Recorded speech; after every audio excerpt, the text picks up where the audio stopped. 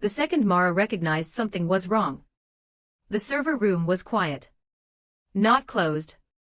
No, this was the kind of silence that. The quiet that came over aged equipment when they had been up too long, humming out their last breath like a nursing home. On fire watch. The Halcyon Financial. 12 rack mount core infrastructure. Beige treasures she had fixed and prayed over. And almost nursed since 2003. Was coughing quietly and no one noticed because Cloud first was up there. Brothers in Patagonia vests were too busy fighting over which Docker container had the most strict UX. Mara, on the other hand, last woman living who knew what Cronub E intended without looking it up, was elbow hidden inside a broken heat sink, murmuring lovely nothings to a Solaris system that is operating a trading platform that is older than their interns. She recently spent 19 hours saving a midnight transaction log. Fall apart with just coffee, ibuprofen and 3 working bones in the back. Her prize was a dry bagel in the break room and a loose thread from a Rishi, who is in his 20s, is asking why the legacy item hadn't been put to rest. Old artifact. Her hands smelled like copper and need. Her joints made a greater noise than the servers. And still, at 7:44 p.m. Mara on a Thursday was there by himself in a humming underworld of tech decay, seeking to bring back a bank that is too inexpensive to update and too proud to say they needed her. She took out her genuine notebook. Leatherbound, no dry, no one drove. Backups. Flipped past the bird. Sketches of architecture in Scratch. Schematics and half-sarcastic lists of things to accomplish. Day 643. Make someone believe I exist and added a new line in red ink. Access to the root. 037E9 R $BLP 0XT lessons. Since no one else did. No one wanted to. The DevOps crew that just started thought the mainframe was just old ballast and never asked for full access. Access. Most likely thought Marla would. Like the coffee stains that will always be there. On the carpet in the server room or the ghost of prior finance interns. And here is. This is the part where I push you. Kind-hearted person. Listening out there. You are 97% of the time hearing Mara's story without hitting that button to subscribe. I'm not mad, but let me tell you, it really keeps our team revved up and caffeinated enough to keep finding these hot stories of revenge. So go ahead and click it. You know you want to. Anyway, Friday morning arrived like an notice of taxes that are past due. Cold, bureaucratic, and a little bit scary. Mara had just finished her first cup of microwaved files when the new Agile workflow lead, a name that signified exactly nothing, he peeked his gelled head in to ask if she had ever heard of Kubernetes. She looked at him like he was asking if the servers liked almond milk better. Then they left. Back to writing down firewall pings by hand. As the instruments for monitoring were still being moved. Reed is broken as hell. She heard around lunchtime that the whole HR calendar suddenly became private. And Slack started kicking her out of. She built channels. Then Rishi came. Like a scared lemur at her desk with. Hey, do you want a soy latte? Do you have any paperwork for those strange cron tasks that start the quarterly audit backups? No one seems to be able. Go look for them in Confluence. Mara didn't. They laughed and didn't even blink. She just answered no and went back to typing. After that, printed a hard copy of the structure of the server. The only one in existence, since she knew that. In the fake pleasant tone of her interns ask for and the stuttering Slack interface. She knew she was about to be. 2. Legacy Friday began like most others. In the graveyard shift in the basement known as high-end support for hybrid infrastructure. Which meant Mara was the only one who could handle it. Demons from 2003 at a thermostat that is below zero. Options. Always came early. With a cup of coffee in hand and hair up in a bun. It could cut diamonds, which was her favorite thing to do. Hoodie zipped all the way up to the collarbone. A faded DEFCON 2009 artifact that said I void warranties in a professional way.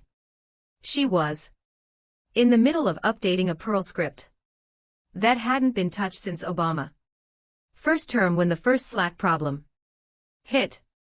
She tried to upload a repair that was hot. A summary for hash and forecore and the channel faded out like a dying firefly. Refresh, log back in, and ping refused. She looked again.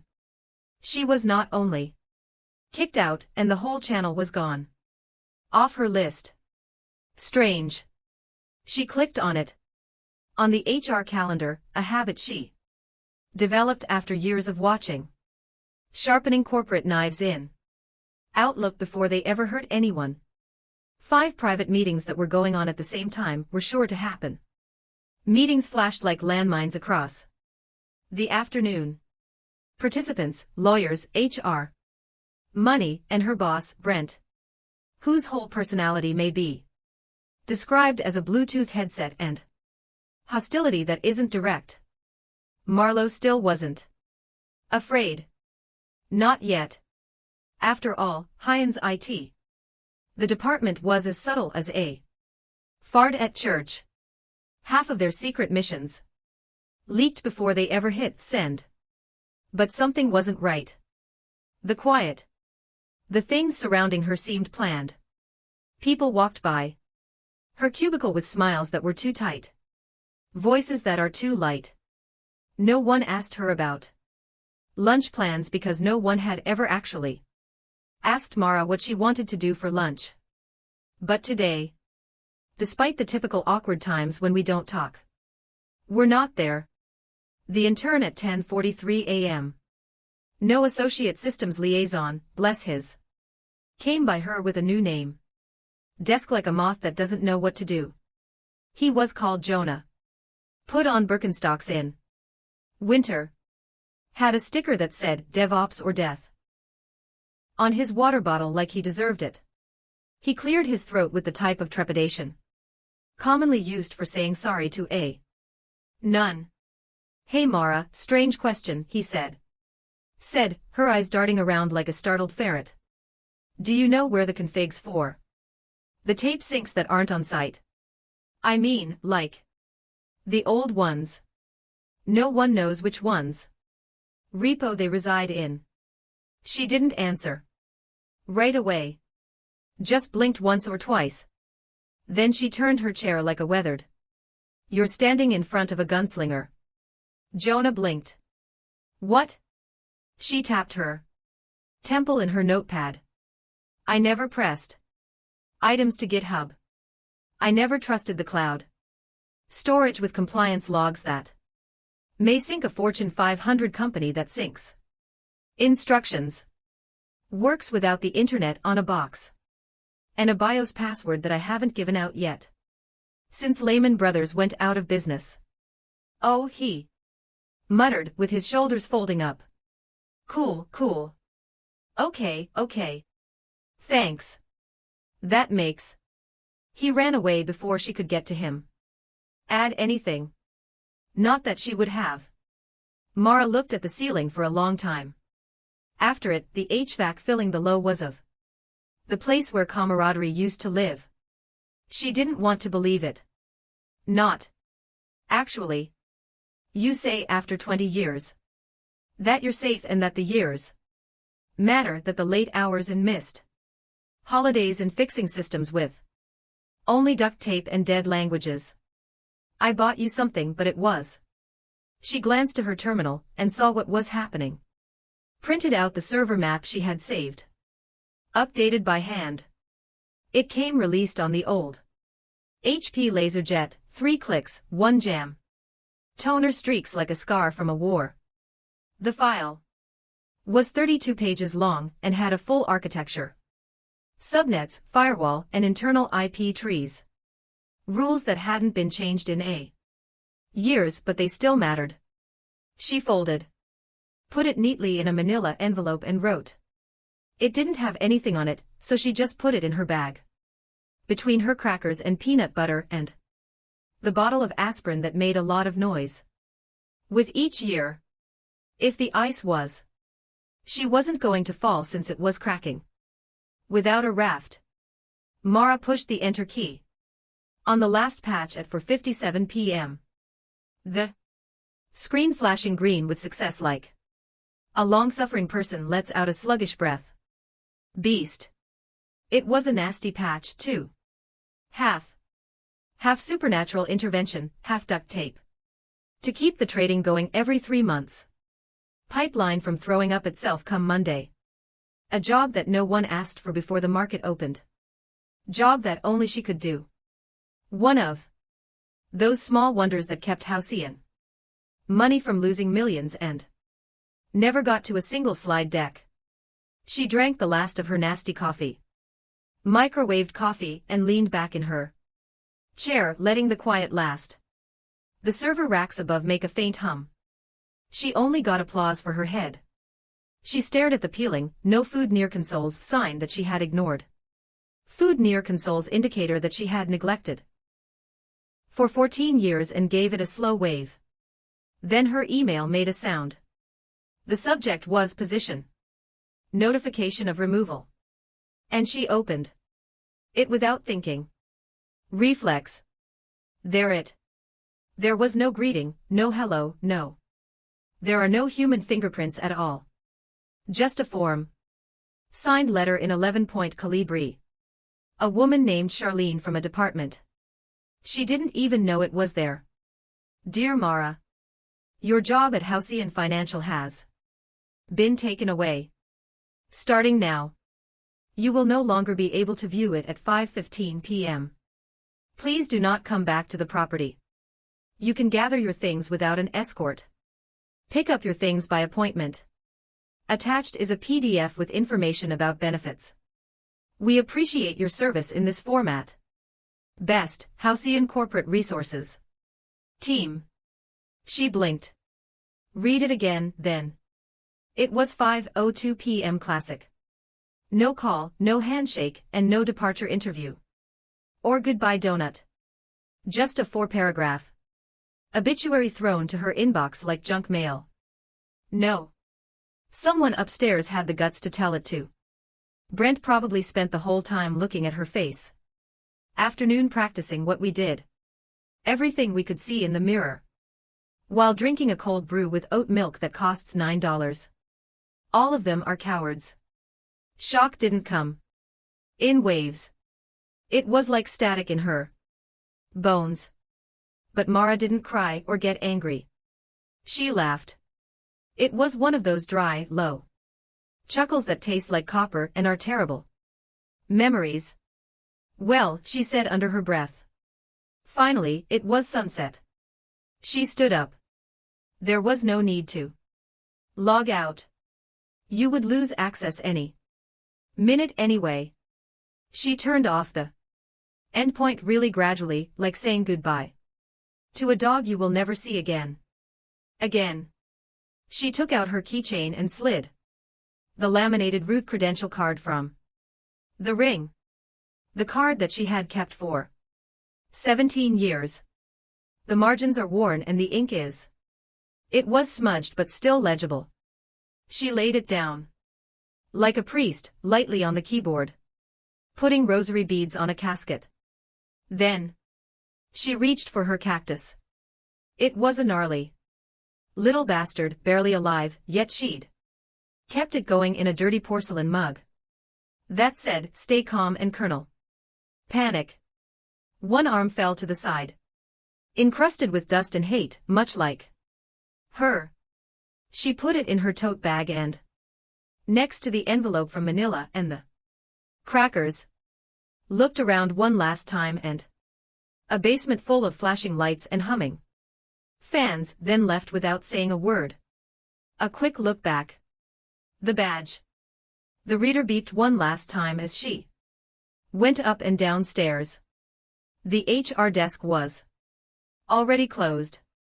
No one was waiting, thus no send off, no card, just a piece of cake that was half eaten. There is carrot cake in the break room fridge with Brent's name was on it. She pondered about shattering it. No. At home, she opened up a High Life and opened her. Not the work laptop but the genuine one. Opened her Gmail and made a new vacation reply. Out of subject. Office message, gone fishing. For real. Fish M. She closed the lid and then opened it. Her bottom drawer and took out her fishing cap on and began to pack. The same guys who sent her a blind carbon copy were currently drinking artisan beer during a strategy retreat. Beer at a strategic retreat away from the office. In Aspen, giving each other high fives over the approaching high and spectacular new launch on Monday. Investor portal. A comprehensive rebranding front end made by a small agency, user flow made to be as sticky as possible. And an AI chatbot called How. It was sleek, modern, and pricey. Without their knowledge, sitting on top of a server skeleton held together with Mara's gum, spit, and a prayer to Steve Wozniak's ghost. The new Trey, the DevOps manager, whose resume said, like a commercial for medium roast arrogance, told the bosses not to worry. He said that everything was mirrored in the cloud. Drinking combata from a mason jug and throwing about phrases like redundancy and zero downtime architecture. He had never once touched the legacy off-bridge Mara erected. Never inquired where the crown jobs were. I never thought about who took care of a mechanism for syncing FTP and blockchain. That nevertheless gave them trade signals. Trey didn't believe in legacy, though. Trey believed in Terraform scripts for programming. That almost worked. In the meantime, 473 miles away, Marla was deep in the White River, dressed like a thrift store waiter. It was resting in the sea with the sun on her face. Was a strange kind of peace, the kind that feels strange at first, like waking up on a bed at a motel you don't remember booking. She hadn't breathed air that pristine. 4 years. No beeps, no pings, and no Brent breathing down her neck about the server delay. The signal was off on her phone. Was bad anyway, and the trout didn't care about alerts. She spun and threw. Again, opened another beer from the soft cooler tied on her hip. Hams that are chilly and metallic. The flavor of freedom mixed with formaldehyde. She hadn't grinned this much since the year 2000. Turned out to be a nothing burger. Still, something was bothering her at the base of her. Not terror, just the sluggish feeling in my skull. Scorching sensation that somewhere, someone was starting to understand how much she used to accomplish.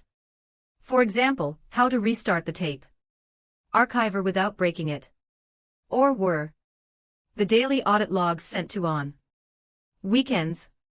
Hint, it wasn't the cloud. Because she didn't think the cloud was safe to contain heated spit, much less bank data.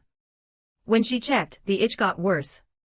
Her phone on Sunday morning, standing barefoot on the porch of the cabin, holding her mug, looked like something from a prior existence.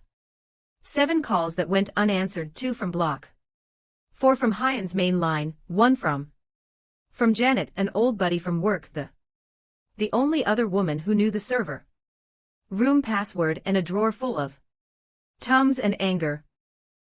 Mara played Janet's voice came through on voicemail. Low and unsure. Hey, there. Trying to get in touch with you. Something about. I don't know about credentials. It's a mess. The portal is acting strangely. And. Yes, I just wanted to let you know. You're doing well. Credentials. Mara. Not loud, just a faint snort. She didn't care to do it through her nose. Not even saving the number. She poured more coffee and mixed it with her finger and glanced out over the lake. Let him try. Let Trey sweat it out. Through his Patagonia fleece while the investors begin to file tickets at 4 o'clock. Monday morning at 8 a.m. Let Brent go out of phrases and start looking into how to fix raid array after ungraceful shutdown. Mara didn't leave any clues. She had left silence and she knew it. Is the loudest scream in tech. 3:11 a.m. Monday. Hyan's main trading engine. Not yellow, not orange but red. Crimson. The skeleton staff who worked in the early morning. 2 junior engineers who just graduated from boot camp, and a contractor who hasn't slept in days. Camp and a contractor who hasn't slept in a while. Ravi was the first to notice. SH entering. Courses 03 timed out, and courses 01 pinged. Once, then disappeared off the grid like a. The submarine hit something in the middle of the dive. Automated. The cloud mirror kicked in for failover. Fired up, gave an error message about permissions. He fell down like a drunk person in a. By 3:16, Ravi was sweating in the blizzard. Through his hoodie, he said, it's probably just a network issue while executing anable scripts again that hadn't worked right since Friday. He tested the internal list has the root password. Credentials vault. Root housey in 2021. Access denied. Tried again. Still denied. Account disabled again. In the meantime, trade queues started to pile up like unpaid bills. The front end was live and the card bills were. Yes, but no one could log in. No. Session tokens checked out. The API calls. Returned 5003s all over the place. At 4:05. Someone woke Trey up at 8 a.m. He came. 35 minutes later, smelling like beard oil in a hurry, wanting to know why the backups didn't work. That's when Ravi informed him what the backups are. They simply won't decrypt. Trey frowned. Use the key to decrypt from. We did use SharePoint, but it's old. Use the one I wrote in the last Slack thread. You mean the one that Marlor answered with a skull emoji? Trey didn't think it was funny.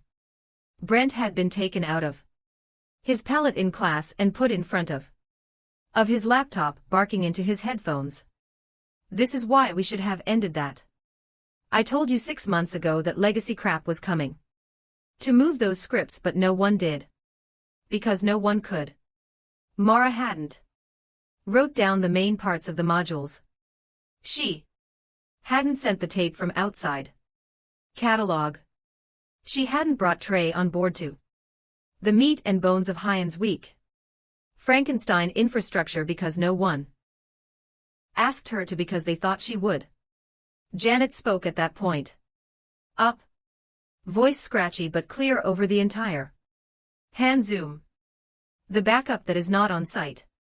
It's not in the cloud, it's on a cassette in a safe vault. Trey's eyes got big. Where? Janet cleared her throat. Mara's storage unit. She's the only one who has. The encryption keys were hers, therefore she had access. She never handed them to anyone. Shoo, Brent said. Jesus. No. Janet grumbled. Mara. Then the emails began. From investors, from the media. Contacts, from compliance within the company. Whose dashboard said 92%. Failure rate for authentication across all systems. The sex digital ears had. Twitchy. Something smelled like. At 6:32 a.m., someone finally took responsibility. Reviewed the logs. The last time root worked. Friday at 4:57 p.m., user Mara root logged in. The same minute she sent that last one. Patch. The exact second she hit enter. Put her cactus in a box and left. The automatic method didn't work. Every Docker. The container got bad data. The Kubernetes cluster spun like a merry-go-round. Sans horses. The portal by 7:12 a.m. was down. Not slow or buggy, but down. The markets would open in less than 2 hours. And the high-end financials data infrastructure was locked up with a handwritten password on a notebook that is lying around somewhere. A half-eaten granola bar and a cactus in the rear of a Subaru. The last time someone saw the Outback, it was going into the Ozarks. High-end's Manhattan by 8:03 a.m. The office smelt of stress, perspiration, and toner for the printer. The 27th floor, which is usually a church made of antiseptic glass and had changed pricey cold brew, turned into a war bunker. Meeting rooms. Made reservations using names like Investor Sync and Q3 brand alignment were now full, with executives with flaming eyes screaming, speaking into phones that are turned off. The new investor portal was spot on.